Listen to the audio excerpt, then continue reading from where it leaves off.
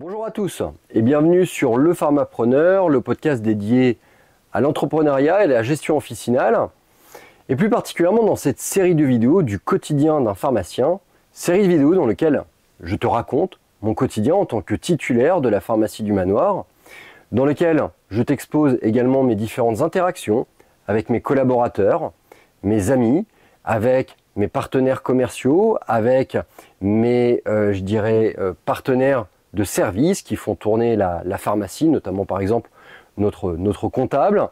Je t'échange avec toi mes problématiques, les solutions que j'ai pu trouver.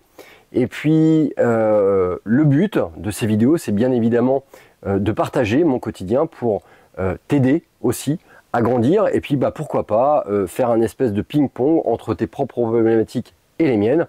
Et puis trouver ensemble des solutions. Donc, qu'est-ce qui s'est passé durant cette semaine du 9 au 15 juin? Et bien déjà, tout ce qu'on peut dire, c'est que la semaine a été amputée d'une journée avec le lundi 9 qui se retrouve être férié, et donc forcément une semaine beaucoup plus dense. Malgré tout, je me permets de faire une petite digression et te parler de mon week-end. Alors qu'est-ce que j'ai fait pendant ce week-end? Moi, je suis parti à Guerre-les-Dents, c'est en Bretagne, pour réaliser un trail de 66 km. Alors bien évidemment, tu y passes un petit peu de temps. En l'occurrence, moi j'ai passé pas loin de 9 heures à courir, plus ou moins. Et force est de constater que ça te laisse du temps pour réfléchir. Et bien évidemment, encore une fois, je me suis rendu compte de cette évidence de parallèle entre l'entrepreneuriat et puis la course d'endurance.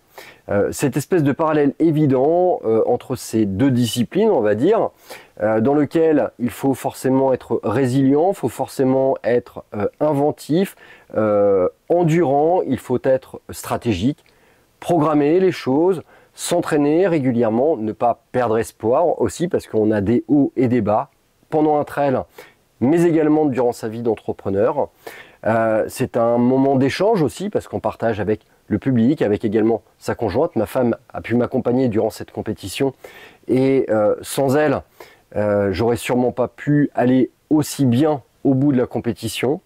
Et puis aussi cette perception que finalement, un trail, comme l'entreprise, c'est plein de petites étapes. Il y a le départ, il y a la phase un petit peu up des 10 premiers, 15 premiers kilomètres où on est plein d'énergie. Et puis il y a des phases un petit peu plus down. Et puis on se rend compte que certains entraînements n'ont peut-être pas forcément été idéaux pour obtenir la spécificité par rapport à ce trail. Il y a des remises en question, bien évidemment.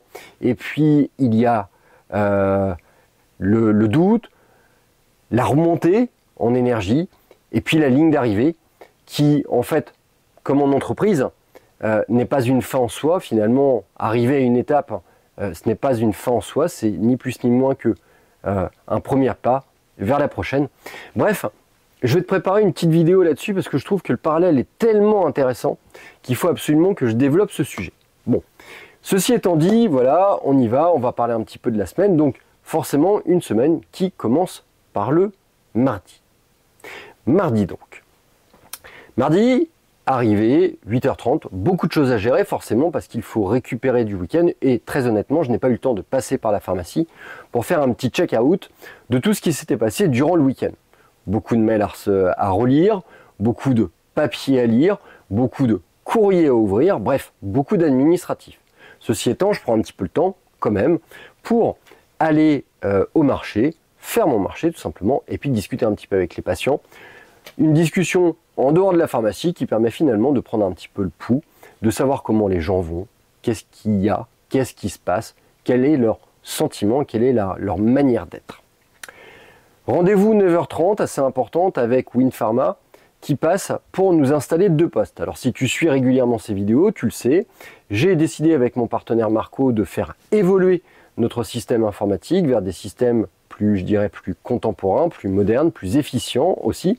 Le but, c'est aussi de rechercher une certaine forme d'ergonomie pour mes collègues. Et donc, j'ai décidé de fonctionner par étapes. Donc, on a reçu une première SAV qui est seulement constituée de 2 ordinateurs finalement, mais également de périphériques. Le but, c'est de tester un montage au sein de ma pharmacie de le faire tester pendant 1-2 semaines par l'ensemble de mon équipe, de déceler les différentes coquilles. Et puis après, dans un second temps, une fois qu'on aura listé tout ce qui ne va pas finalement avec WinPharma, on va faire installer 3 autres comptoirs, donc 6 autres PC pour un total de 8 PC, mais en retenant finalement les petites erreurs qu'on a pu avoir sur la mouture bêta. Bref, du progressif pour une installation plus ergonomique, plus dynamique, plus pratique pour mes collègues. On avait également un rendez-vous avec mon collègue Marco dans le cadre d'un nouveau projet dont je te parlerai peut-être plus tard dans de prochaines vidéos. Un rendez-vous qui a duré 1 heure, très intéressant, un échange très profond sur notre vision, nos envies, notre stratégie. Rendez-vous également à 11 h avec le laboratoire Biogarant. Le but, c'est de rencontrer ma nouvelle commerciale. En effet, ma commerciale, je dirais classique, Lola, est partie en congé maternité. Et donc, je récupère Marion, qui me semble être une bonne commerciale. Ça nous a permis rapidement d'échanger, de voir qui en était, quelles étaient un petit peu nos valeurs, et puis de faire le point un petit peu sur l'activité, tout en reprenant un prochain rendez-vous pour être plus dans le jus, parce que pour le coup, Marion, elle ne me connaît pas, elle ne sait pas exactement tous les éléments que j'exige lorsque je réalise un rendez-vous.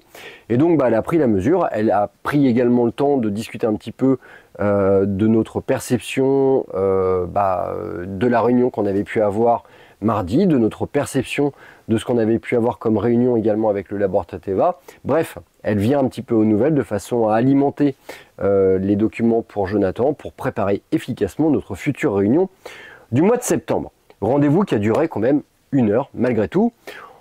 Entre-temps et entre ces rendez-vous et après ces rendez-vous du comptoir, bien évidemment, et puis aussi un petit peu d'administratif avec la réalisation d'un recyclage sur quelques dossiers sécu mutuelle, et puis aussi beaucoup de réponses aux techniciens finalement de WinPharma qui était là, Sébastien, qui s'est révélé être très efficace, mais factuellement ça fait beaucoup de choses à installer, ça fait aussi beaucoup de questions par rapport à des dispositions, par rapport à des thématiques, bref, beaucoup de temps pris pour réaliser cela. On mange. Rendez-vous 15h30 avec le laboratoire EFIC. Alors EFIC, c'est un ensemble de produits plutôt tournés, je dirais, sur l'hygiène intime. Des produits comme le Ginefam, comme le Lomexin, comme certaines pilules.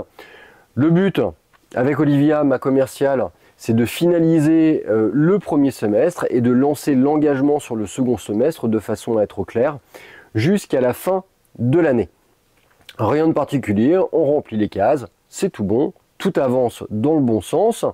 Là pour le coup, je vais fonctionner en 2 temps. J'ai passé ma première commande, Olivia va me l'envoyer.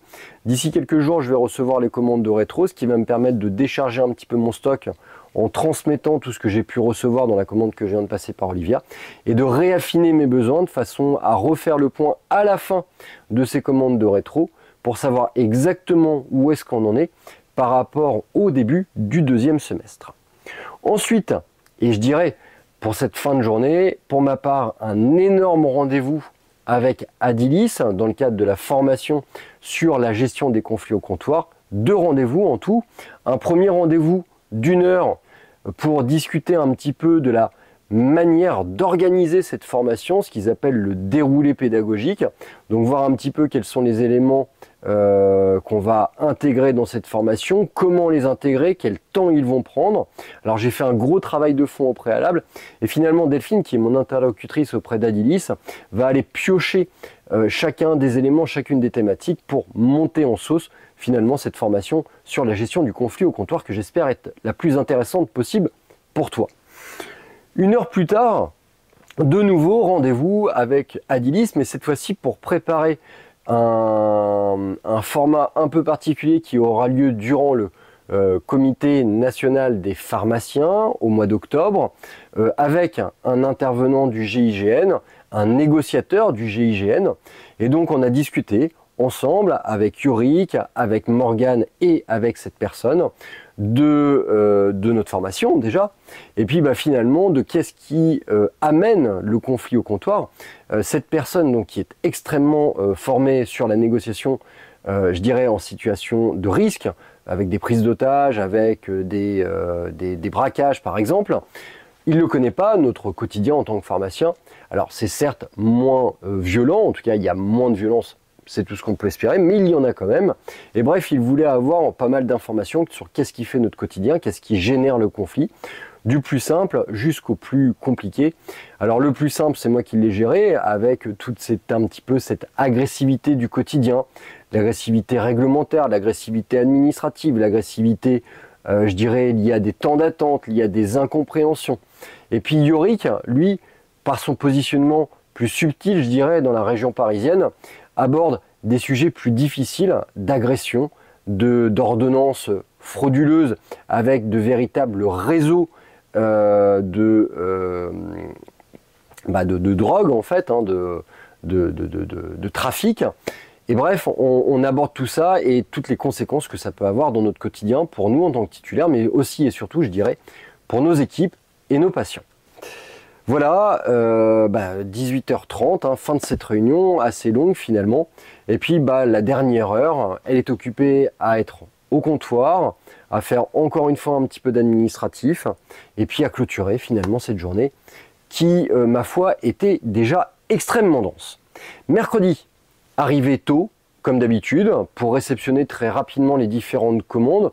Le but, être le plus rapidement disponible, car rendez-vous à 9 h avec le laboratoire Bezin, que j'avais préparé en amont, comme je le fais traditionnellement, avec les rétros, notamment avec nos pharmacies satellites des Emmurés et de Pavilly. Le rendez-vous a pris une demi-heure, 3/4 d'heure, le temps de brasser un petit peu tout ce qu'il faut faire, tout ce qu'il y a à générer. Alors, c'est relativement simple, Bezin, il n'y a pas d'engagement, faut juste essayer d'atteindre le Franco, et puis très honnêtement, avec notre pharmacie plus nos satellites, c'est extrêmement simple d'atteindre les Franco. Puis, après, rendez-vous à 10 h avec le laboratoire Viatris Mylan. 2 intervenants du laboratoire Viatris Mylan qui sont venus, le chargé des grands comptes, Monsieur Poitvin, et puis l'ADR du secteur pour un échange très intéressant sur qui je suis, qu'est-ce que la pharmacie, quelle est notre vision, quelle est notre perception, qui sommes-nous aussi dans le groupe des Avengers, quelles sont ces pharmacies qui se regroupent pour renégocier des accords grossistes qui ont déjà été négociés finalement avec leur groupement pour donc réaliser une surnégociation. Pourquoi le fait-on? Qu'est-ce qu'on attend? Évoquer un petit peu les aspects réglementaires et puis commencer à aborder également quelles sont les spécificités du laboratoire Viatris Mylan en termes de profondeur de gamme, en termes de disponibilité, en termes de capacité d'offre, en parlant un petit peu de biosimilaires, en parlant un petit peu de conseils, en parlant un petit peu de contrats, bref, discuter de tout ça, ça a duré 1h30 pour finalement ne pas avoir d'offre commerciale, mais je m'y attendais un petit peu dans le sens où j'ai senti très rapidement dans le rendez-vous que c'était essentiellement une prise de mesure, une prise de pouls pour savoir si finalement ce n'était pas du vent et voir si notre aspiration a changé de groupement, a changé aussi, a changé de grossiste, de génériqueur, mais aussi et pourquoi pas a changé de groupement si ce n'était pas du flanc. Et donc, suite à cette réunion que je pense qui s'est bien passée, le laboratoire Viatris Mylan va revenir vers moi d'ici une semaine pour me formuler une offre complète pour l'ensemble de notre groupe, offre qui devra naturellement largement se démarquer de celle réalisée par le laboratoire Teva, de façon à pouvoir rester dans les cordes. L'après-midi, pour ma part, elle se déroule très chargée, encore une fois. Alors, fin de matinée, un peu de comptoir, juste à 13 h. Après 13 h, je fonce direct à la fac. Petit plateau repas, 30 minutes de repas, échange avec des collègues pharmaciens. Pourquoi je suis à la fac? Tout simplement pour faire passer des examens pour les Dust 2, dont font partie Camille et Magdaline. Alors évidemment, je ne vais pas les auditer. Le but de ce Dust 2, c'est un petit peu de faire le point à date avec les stagiaires du Dust pour voir comment s'est passé leur stage, valider le retour du questionnaire du maître de stage. Et puis moi, à mon niveau, c'est finalement évaluer quelles sont les têtes pertinentes pour potentiellement, éventuellement, entrevoir des recrutements futurs. Sur la vingtaine de candidats que j'ai pu auditer, j'en ai repéré 3-4 qui me paraissaient être très intéressants. Et puis aussi, finalement, apprendre un petit peu sur comment ça se passe dans les autres pharmacies pour grandir moi-même et pour finalement faire évoluer ma manière d'aborder les Dust 2. beaucoup de choses rassurantes finalement, et puis quelques petites idées que j'ai réussi à choper par-ci par-là, et que je mettrai en place pour l'année prochaine avec mes Dust. Retour à la pharmacie, 18 h pour 1 h 30 de comptoir, de coups de téléphone aussi pour 2-3 bricoles, machin truc. Fin de journée classique, normalement j'avais l'AG d'Unifarm, mais très honnêtement je suis claqué, et comme ce soir où je suis en train de t'enregistrer cette vidéo, jeudi soir, je suis de garde de nuit, j'ai voulu potentialiser l'aspect famille, passer du temps avec ma femme et mes enfants. Voilà, c'est tout simple et c'est aussi simple que ça. Jeudi matin, comme tu le sais, je ne travaille pas. Alors là, je suis dans une semaine de récupération après la course à pied, donc je prends le temps pour aller courir une petite heure et puis arriver un petit peu plus tôt à la pharmacie. Le temps de faire pas mal d'administratifs, de réorganiser le tapis. Ils ont reçu une très grosse commande Biogarant ce matin. Et puis l'après-midi se déroule naturellement. Déjà, on commence par une grosse discussion avec Marco sur mes rendez-vous d'hier, sur notre projet de pharmacie. Et puis l'après-midi, tout simplement, c'est du comptoir, c'est de l'administratif. J'en ai également profité pendant pas loin d'1 heure pour refaire le fichier Excel des vacances. C'est un fichier lourd et qui représente quasiment 8 semaines de planning. Ça m'a pris quasiment donc 1 heure. Si jamais tu as besoin que je t'envoie la matrice de ces horaires, n'hésite pas à me le demander par commentaire et je te la transmettrai en pièce jointe de cette vidéo. En parallèle de ça, j'ai réalisé un entretien avec une jeune fille, Manon, qui est venue pour auditer, pour réaliser son Dust au sein de notre pharmacie. Le rendez-vous s'est très bien passé, j'ai une très bonne approche de cette jeune fille, je la trouve motivée, intéressante, dynamique, elle répond à toutes les valeurs de notre entreprise, toutes les valeurs humaines en tout cas, et donc je pense que je vais donner suite. Et finalement, suite à cet entretien, ma stratégie, ma vision pour l'année 2025-2026 commence à s'affiner. J'ai déjà 3 critères, 3 éléments en tête, à savoir donc cette jeune fille que je viens d'auditer, une autre que j'ai vue la semaine dernière, que je trouve être un profil très intéressant, une reconversion professionnelle aussi, mais un dynamisme, un intérêt, une volonté, une nécessité aussi qui, sur ce type de profil, ne nous ont jamais déçus. Et puis un 3e CV que je dois voir la semaine prochaine, mercredi prochain, et qui me permettra finalement d'opter sûrement pour une optique avec 2 stagiaires, soit un système avec 2 stagiaires de première année d'une manière parallèle, et puis l'embauche de notre collègue Camille qui va, sans spoiler je pense, réussir son année, ou une thématique avec une étudiante en première année, et puis ce fameux CV qui est en fait une étudiante qui a déjà réalisé une première année, qui cherche une autre pharmacie pour réaliser sa 2e année, parce que la pharmacie dans laquelle elle se situe ne répond pas pleinement a priori à ses aspirations, mais ça je t'en parlerai à la suite de notre entretien de mercredi prochain. Pour ma part donc, cette semaine elle va se terminer par cette garde de nuit que je suis en train finalement de réaliser pendant que je te réalise cette vidéo. On va voir un petit peu la tête qu'elle va avoir cette garde. Vendredi je ne pense pas passer à la pharmacie. Samedi je pense passer pour faire un petit point, pour faire un petit check, pour voir un petit peu comment va s'organiser la semaine prochaine au regard de ce qui se sera passé vendredi. Et puis les nouveaux rendez-vous qui se seront greffés, parce que c'est des semaines qui sont en ce moment particulièrement denses. Juste un petit point à noter, vendredi je retrouve mon collègue Marc-Antoine au restaurant. Le but c'est d'échanger avec 2 confrères qui possèdent, qui sont les titulaires en fait d'une pharmacie qui est située pas très loin de la nôtre, qui finalement on pourrait la révéler être comme étant notre concurrente directe, une pharmacie de Centreco, à savoir Laurent Pavard et Paul Morel. Le but de cet échange, tout simplement faire du lien, voilà, ça c'est déjà important, voir un petit peu comment ils travaillent, échanger un petit peu sur leur stratégie, leur pourquoi finalement.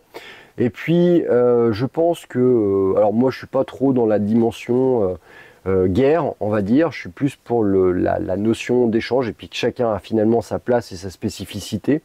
Et donc j'ai envie de voir un petit peu comment ils sont, dans quelle perception ils sont, et en fonction de leur retour, en fonction de leurs valeurs finalement. Alors même si je connais déjà un petit peu Paul pour avoir travaillé avec lui, et même si je connais un peu Laurent pour avoir travaillé aussi avec lui lorsque j'étais étudiant, j'ai besoin de faire un focus sur finalement qui ils sont devenus en tant que titulaires.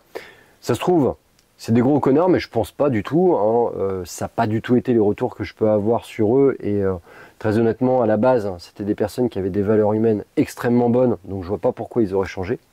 Et puis pourquoi pas créer, cimenter, mettre en place un partenariat pour les mois, les années futures. Il faut savoir quand même que Paul et Laurent, ce sont des entrepreneurs, en plus d'être pharmaciens.